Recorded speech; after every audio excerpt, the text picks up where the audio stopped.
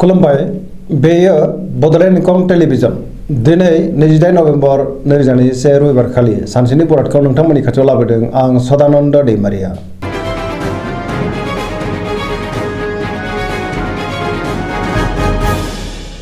सिगां फरायफिन लादों मेष राशि गिबि हांखो अ ल दिनैनि साना मोजां आरो गाज्रिनि गेजेरजों बाबेनलांगोन। सुथुरनि गाज्रि नोजोर गोग्लैनो हागौ। सांग्रां जानाया गाहाम। गोसोआव गोनो गोथो साननाय फैगोन। जेरावबो देरहासार जानो हानाय नङा। सांग्रां थानायनि गोनांथि दङ। मावनो लानाय खामानिखौ थि समावनो मावफुंनो गोब्राब जागोन। गोसोखौ दिनै जोबोर उसुखुथु मोनगोन। देहाया मोजाङै थागोन। बहानिफ्रायबा मोजां खौरां फैनोबो हागौ।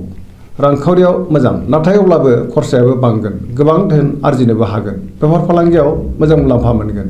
सोरबा लोगोनि हेफाजाब मोनगोन। न'खराव दिनै बिसि फिसायनि गेजेराव अननानै फैगोन। बिमा बिफानि अननाय आरो बोरखौ मोननो हागोन। गुबुननि गोसोखौ बोनो हागोन, नाथाय अब्लाबो गोसोनि बोलोआ लोरबां जागोन। समाजाव दिनै मान मोनगोन।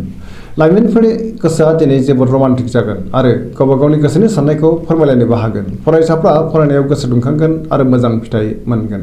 अब्लाबो नाथाय नेगेटिभ एनार्जिनि गोहोम गोग्लैनो हागौ। सांग्रां जानाया गाहाम।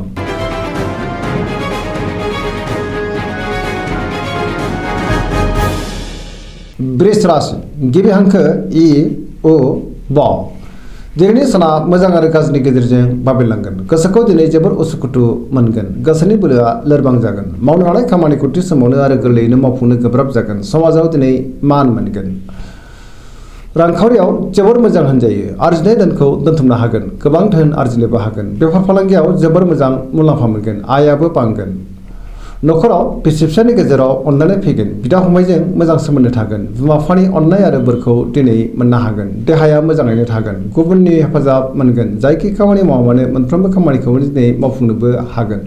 लोगोफोरनि अनसायनाय मोनगोन। गोसोनि साननायफ्रा नाथाय अब्लाबो देबोर नांगोन। नेगेटिभ एनार्जिनि गोहोम गोग्लैनो हागौ। गोसोआ दिनै जोबोर रमान्टिक जागोन। खुसिनि आंखालबो जानाय नङा। बयजोंबो अनसायजागोन।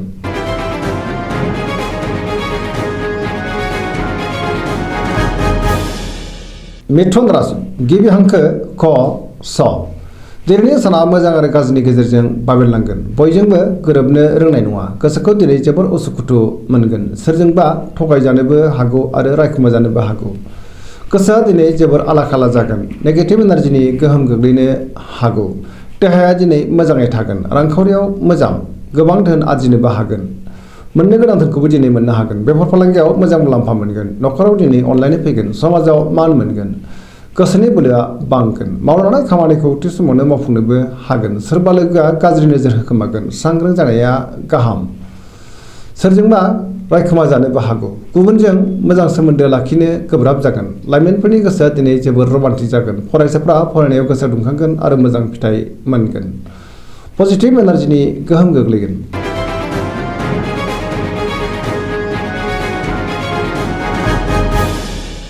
कर्कट राशि गिबि हांखो ड ड ह दिनैनि साना बारा मोजां नङा। गोसोआव गिलुं गिलुं मोनगोन। गोसोनि साननाया देबार नांगोन। गोजोननि आंखाल जागोन। सोरबा लोगोजों रायखुमा जानो हागौ। गोसोनि साननायफोरा जाफुंनाय नङा। गोसोआव नेगेटिभ साननाय फैगोन। मावनो लानाय खामानिखौ थि समाव मावफुंनो हागोन। रांखावरियाव बारा मोजां नङा। नाङा फाङा खरसाया बांगोन। बेफार फालांगियाव बारा मोजां नङा होनजायो। गोबां खहा जानांनो हागौ। देहाया दिनै मोजाङै थागोन। गोसोखौ आला खाला मोनगोन। गुबुननि हेफाजाब मोननो हागोन। न'खराव दिनै बिसि फिसायनि गेजेराव अननानै फैगोन। बिमा बिफानि अननाय आरो बोरखौ मोनगोन। समाजाव मान मोनगोन। फरायसाफ्रा मोजां फिथाइ मोनगोन आरो फरायनो गोसो दुंखांगोन।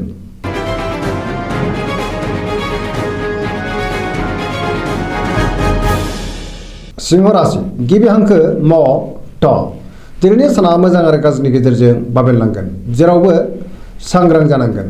गोसोखौ दिनै जोबोर गुलाय गुजाय मोनगोन। गोसोआव नेगेटिभ साननाय फैगोन। मावनो लानाय खामानिखौ थि समावनो आरो गोरलैयैनो मावफुंनो हागोन। सोरबा लोगोनिफ्राय हेफाजाब मोननो हागोन। बहाबा दावबायहैयोब्ला लामा सामायाव सांग्रां जानाया गाहाम। जाब्रबथायनि आसा दङ। रांखावरियाव जोबोर मोजां। मोननो गोनां धोनखौ दिनै मोननो हागोन। बेफार फालांगियाव जोबोर मोजां मुलाम्फा मोनगोन। गोसोनि साननायखौ गुबुननो फोरमायनोबो हागोन। न'खराव दिनै बिसि फिसायनि गेजेराव अनलायनाय फैगोन। समाजाव मान मोनगोन। गुबुननि गोसोखौ दिनै बोनो हागोन देहाया मोजाङैनो थागोन गुबुननि थाखाय मोजां खामानि मावनानै होनो हागोन जायखि खामानि मावा मानो मोनफ्रोमबो खामानिखौनो दिनै मावफुंनो हागोन।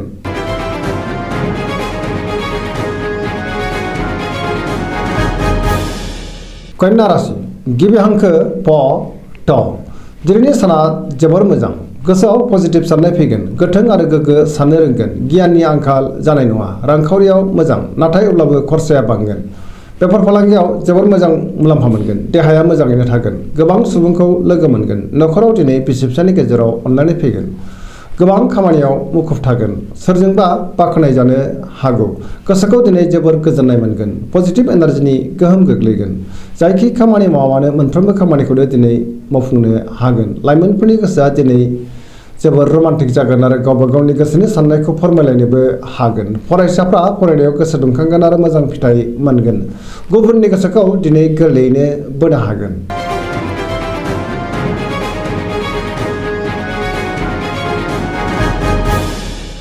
तुला राशि गिबि हांखो र ट दिनैनि साना बारा मोजां नङा गोसोखौ दिनै जोबोर गिलुं गिलुं मोनगोन गोसोनि बोलोआ लोरबां जागोन गोसोनि साननायफ्रा देबार नांगोन सोरजोंबा दान्थे बिदान्थे एबा एना एनि जानोबो हागौ सांग्रां जानाया गाहाम मावनो लानाय खामानिखौ थि समावनो आरो गोरलैयैनो मावफुंनो हागोन देहाया दिनै मोजाङै थागोन रांखावरियाव जोबोर मोजां मोननो गोनां धोनखौ मोननो हागोन आयाबो बांगोन न'खराव दिनै बिसि फिसायनि गेजेराव अनलायनाय फैगोन समाजाव मान मोनगोन बेफार फालांगियाव जोबोर मोजां मुलाम्फा मोनगोन गुबुननि गोसोखौ दिनै बोनो हागोन लोगोफोरनि हेफाजाब मोननो गोब्राब जागोन गोदान थांखि लाथ'वाब्ला मोजां सेंग्रा सिख्लाफ्रा गावबा गावनि गोसोनि साननायखौ फोरमायलायनो हागोन गोसोआ दिनै जोबोर रमान्टिकबो जागोन नाथाय अब्लाबो गुलाय गुजाय साननाय फैगोन नेगेटिभ एनार्जिनि गोहोम गोग्लैनोबो हागौ।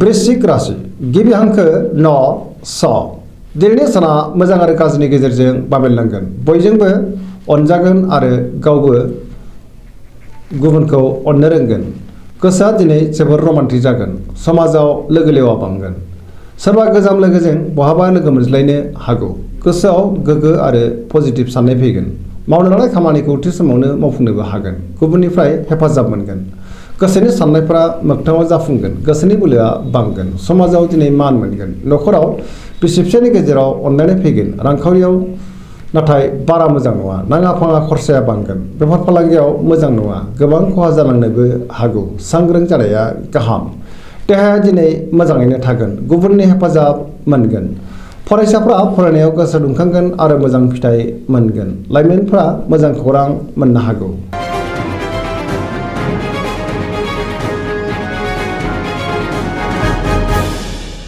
धनु राशि गिबि हांखो ध फ भ दिनैनि साना जोबोर मोजां गोसोआव गोग्गो आरो गेबें साननाय फैगोन मावनो लानाय खामानिखौ थि समावनो आरो गोरलैयैनो मावफुंनो हागोन गोसोनि साननायफोरा जाफुंगोन रांखावरियाव जोबोर मोजां होनजायो मोननो गोनां धोनखौ मोननो हागोन बेफार फालांगियाव जोबोर मोजां मुलाम्फा मोनगोन समाजाव गोबां मान मोनगोन देहाया दिनै मोजाङै थागोन न'खराव अनलायनाय फैगोन बिदा फंबायनि हेफाजाबखौ दिनै मोननो हागोन बिमा बिफानि अननाय आरो बोर मोनगोन बहानिफ्रायबा मोजां खौरां फैगोन लाइमोनफोरनि गोसोआ दिनै जोबोर रमान्टिक जागोन आरो गावबा गावनि गोसोनि साननायखौ फोरमायलायनोबो हागोन फरायसाफ्रा फरायनायाव गोसो दुंखांगोन आरो मोजां फिथाइ मोनगोन धोरोमारि बिथिङावबो गोसो दुंखांगोन गोसोनि साननाय आरो लुबैनायफ्रा मोगथाङाव जाफुंगोन सरासनस्रायै दिनै साना जोबोर मोजां आरो मोजाङैनो बारग'लांगोन।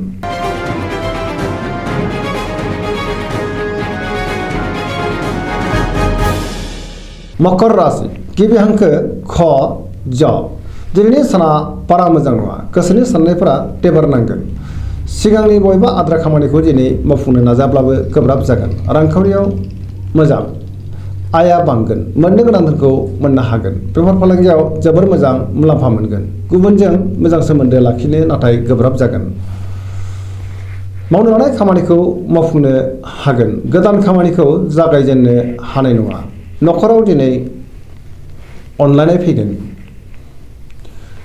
नाथाय सोरबा लोगोजों एना एनि जानोबो हागौ सांग्रां जानाया गाहाम बिदा फंबायनि हेफाजाबखौ मोनगोन सोरजोंबा नांलाय खमलाय जानोबो हागौ सेंग्रा सिख्लाफ्रा गावबा गावनि गोसोनि साननायखौ फोरमायलायनो हागोन। फरायसाफ्रा फरायनायाव गोसो दुंखांगोन आरो मोजां फिथाइ मोनगोन।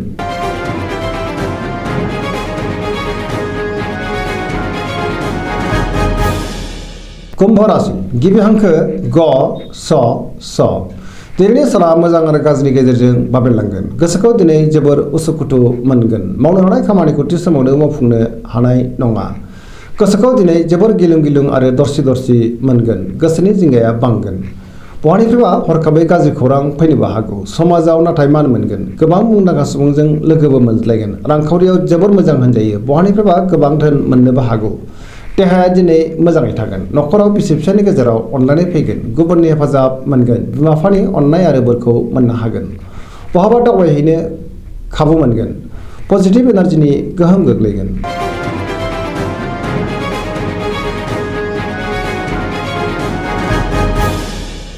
मीन राशि गिबि हांखो ड स दिनैनि साना बारा मोजां नङा। गोसोआव नेगेटिभ साननाय फैगोन। गोसोनि बोलोआ लोरबां जागोन। गावनि गोसोनि साननायखौ गुबुननो फोरमायनो हागोन।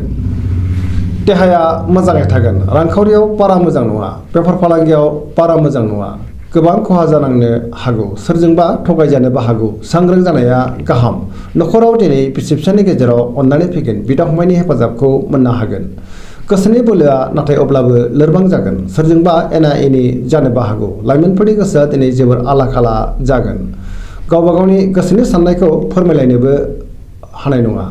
फरायसाफ्रा फरायनायाव गोसो दुंखांगोन आरो मोजां फिथाइ मोननो हागोन। गोसोनि साननायफ्रा देबार नांगोन। नेगेटिभ एनार्जिनि गोहोम गोग्लैनो हागौ। सांग्रां जानाया गाहाम। दिनैनि राशि फरायथिनाया एसेनोसै। जोबनायाव बेखौनो खावलायो जाहाथे नोंथांमोना सानफ्रामबो जोंनि बे बड'लेण्ड इंखं टेलिभिजनखौ नायबाय थायो आरो साबस्क्राइब खालामो, लोगोसे लाइक खालामो आरो शेयार खालामो। एसेनोसै, गोजोन्थों।